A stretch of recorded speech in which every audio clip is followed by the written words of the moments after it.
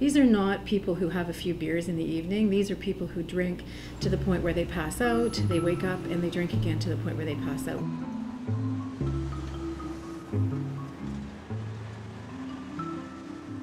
Their entire lives are consumed with searching for and consuming alcohol.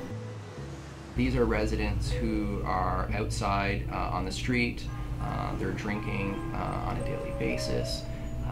They're possibly using drugs on a daily basis. They're panhandling, sometimes aggressively panhandling. People who are literally passed out on the streets, usually in a puddle of their own urine or vomit. I was a severe alcoholic, plus I'm epileptic, and I was having a lot of seizures. Emergency services are being used for them on a regular basis. So that would be police calls, hospital stays, 911 calls. In terms of enforcement, when you're dealing with chronic alcoholics, enforcement isn't going to work. We were putting the same people in jail on a regular basis. It was tying up police resources on a regular basis.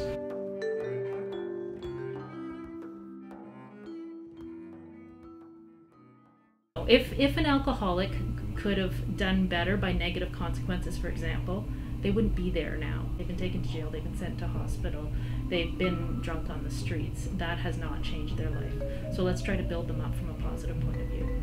Really all we were trying to do was to keep people off the streets and try to, really interrupt the chaos of what was happening in our community. As an alcoholic, you want your drink, and it makes sense that you want your drink. So how do we give them their drink, let them maintain their autonomy, and not let them feel that they are being babysat? You can imagine going to government funders or donors and saying, we'd like money to give alcohol to alcoholics.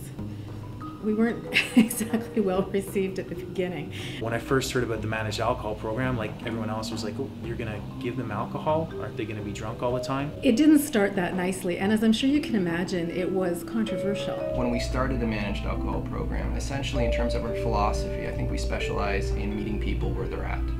So we noticed that there were a lot of people in our community, chronically homeless alcoholics, that needed a safe place to go. I guess they know we're all alcoholics like I am. I know I am. When people come to the program, typically what people see from them is that they're just alcoholics. And we used to hear that all the time. Well, these are just drunks.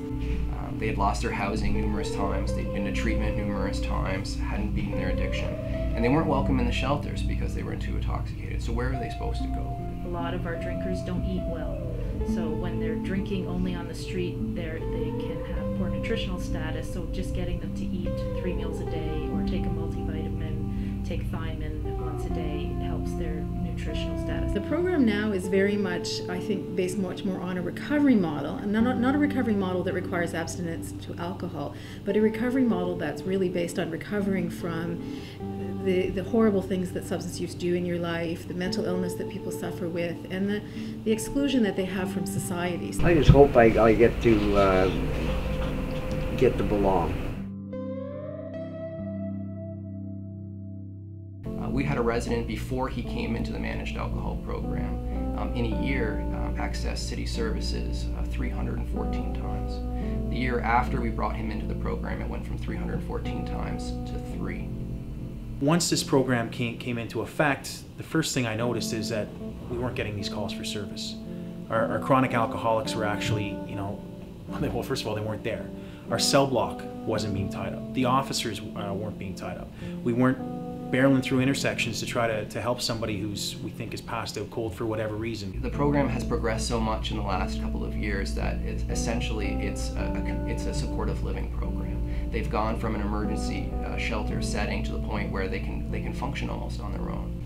And we have one of our artists has an agent, so he's had shows done and that. We have some wonderful stories of people who were in the program for a long time, decided that they, got involved again with their family or their children and decided that they wanted to have a different kind of life for themselves, and in fact have stopped drinking entirely, moved on into housing, people who've gone back to work, devoted grandmothers who were once living under a bridge and now are providing childcare for their grandchildren. It is amazing to see how, people are able to transform their lives. Everything works for me here. I'm medically looked after, and if anything goes wrong, they take care of me. So why should I leave here? It works.